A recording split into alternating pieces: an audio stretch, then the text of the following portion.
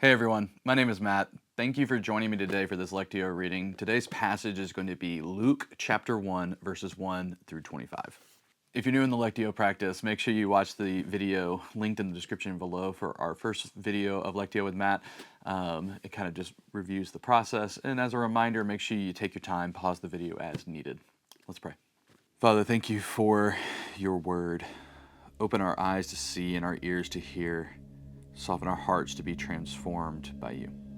Amen. Inasmuch as many have undertaken to compile a narrative of the things that have been accomplished among us, just as those who, from the beginning, were eyewitnesses and ministers of the word, have delivered them to us. It seemed good to me also, having followed all things closely from some time past, to write an orderly account for you, most excellent Theophilus, that you may have certainty concerning these things you have been taught. In the days of Herod, king of Judea, there was a priest named Zachariah of the division of Abijah, and he had a wife from the daughters of Aaron, and her name was Elizabeth. And they were both righteous before God, walking blamelessly in all the commandments and the statutes of the Lord. But they had no children because Elizabeth was barren, and both were advanced in years.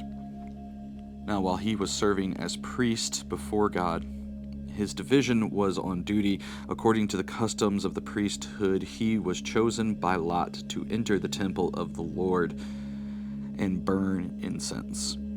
The whole multitude of people were praying outside at the hour of incense, and there appeared to him an angel of the Lord standing on the right side of the altar of incense. And Zachariah was troubled when he saw him, and fear fell upon him. But the angel said to him, "Do not be afraid, Zachariah, for your prayer has been heard, and your wife Elizabeth will bear a son, and you shall call his name John.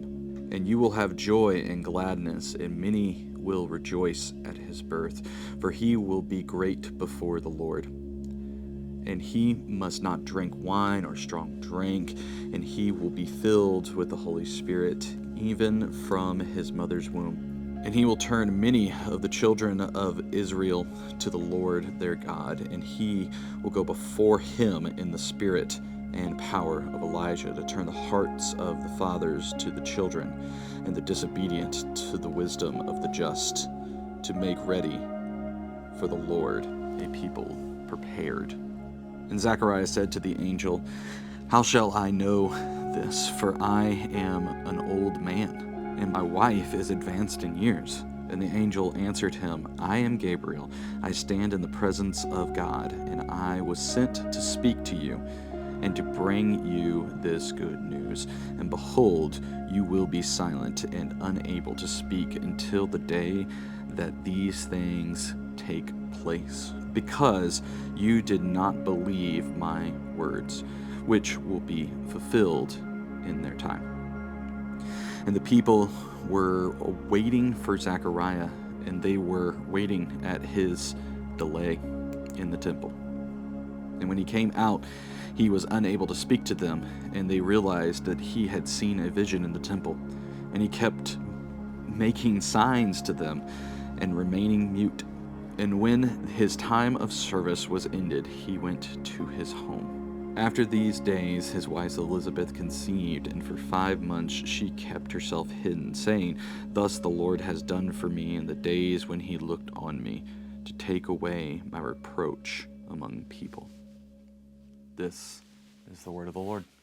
A few things stick out in this passage to me, and verses 1 through 25 here are really Luke setting everything up, but telling the story of the conception of John the Baptist, and like this preparing the way for John to go before Jesus, the coming birth, and to kind of prepare those ways. So a few things that I'm noticing from this whole thing. First of all, verses 1 through 4 are mostly just a setup for the Gospel of Luke. However, that verse 4, that you may have certainty concerning the things you have been taught. Like, I'm here to affirm this story once again, but in great detail, right? That he may have an orderly account.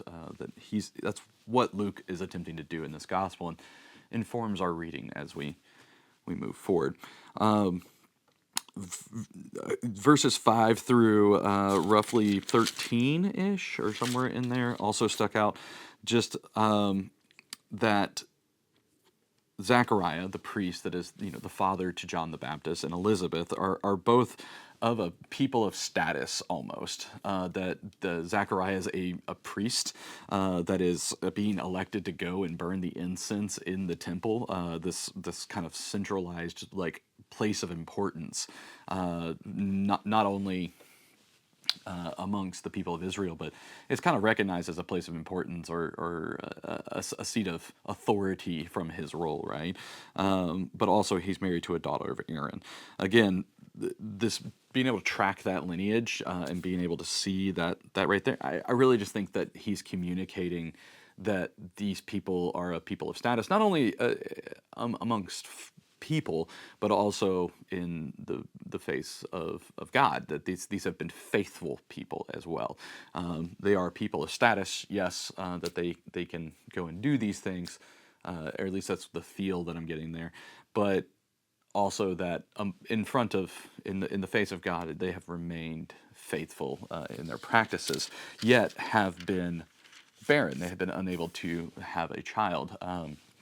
And as we read further down, right, in the concluding verse 25, that Elizabeth wants to remain, not remain hidden necessarily, but is like being thankful for this birth that is to come, because she like God is healing the reproach amongst the people, right? That he is saying like, oh, but she's barren, she can't have children, and God's being faithful to her by allowing her to have this child. That he is being kind to her in this way, because obviously we can see that children is again a status symbol, right? Like, if your ability as a woman to bear children in this moment was huge. And I think that says a lot about the culture of this time, but I think more important, the kindness being reflected in saying like, hey, we've heard your cry that you would like to have a child. Not only are you going to have a child, but he is going to be an important child. It reminds me, there's probably not a direct correlation to this, so don't copy me, but it reminds me of Genesis, and kind of like the passing of the promise that happens amongst the people of Israel, from like Abraham being renamed, and seeing this like, hey, we know you've been barren, we know it's happened a long time, we're going to bless you with a child. The Trinity, the Godhead, like God the Father, the Son, and the Holy Spirit are gonna bless you with a child, and we want you to name them this. And on top of that, this is going to be an influential child, and this is where the promise will be passed to, right?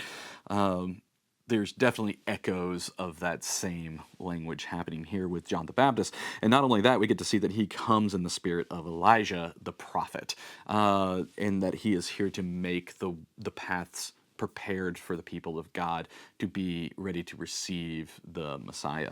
I really think the importance there in verse 17, and a little bit of verse 16, just to say like, 15, to say like, hey, this man is going to be so filled with the Holy Spirit, like this child of yours is going to be so filled with the Holy Spirit that he's going to be brought into question.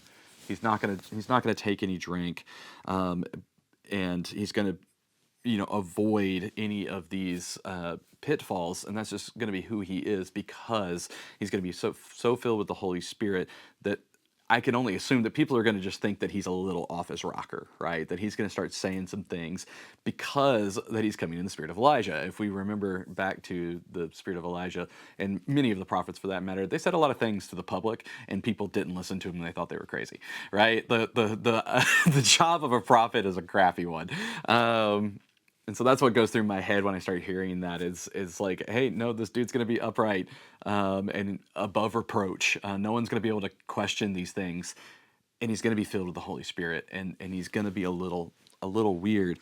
But his task that is laid out before them in this passage is to turn the hearts of fathers to the children and the disobedient to the wisdom of the just, and to make ready for the Lord a people prepared. I just love that sentence. I think that's the most impactful verse in this whole thing, that the role of John the Baptist being to prepare the way as Elijah did, but also to the phrasing here is just so good to me, in my opinion, that it's going to turn the hearts of fathers to the children, that we start to see innocence and we chase after that versus chasing after the things of maturity, that we value what it was to not know sin, to value what it means to not be oriented in a way that is overly mature, but values the hearts of innocence. I think that sentence is super impactful.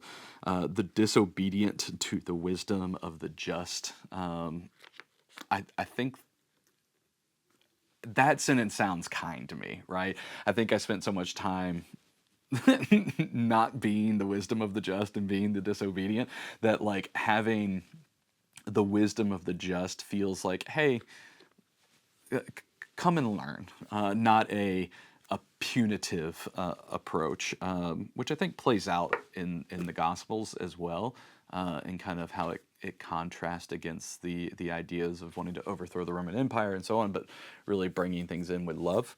And so I think that's a good communication, but making ready for the Lord a people prepared. And that's really what we're attempting to do in this practice and reading this thing, that we're trying to prepare to be transformed, to see and to hear, and to be in the presence, right? Like John's whole mission here is to prepare the people so that the presence of God can show up and they would be ready to receive it.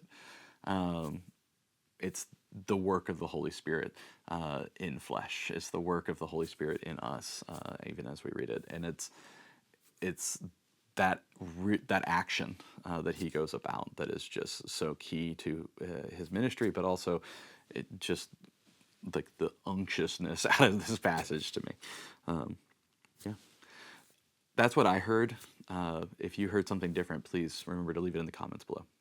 Let's pray together once again as we leave now and continue to meditate on this word throughout our day.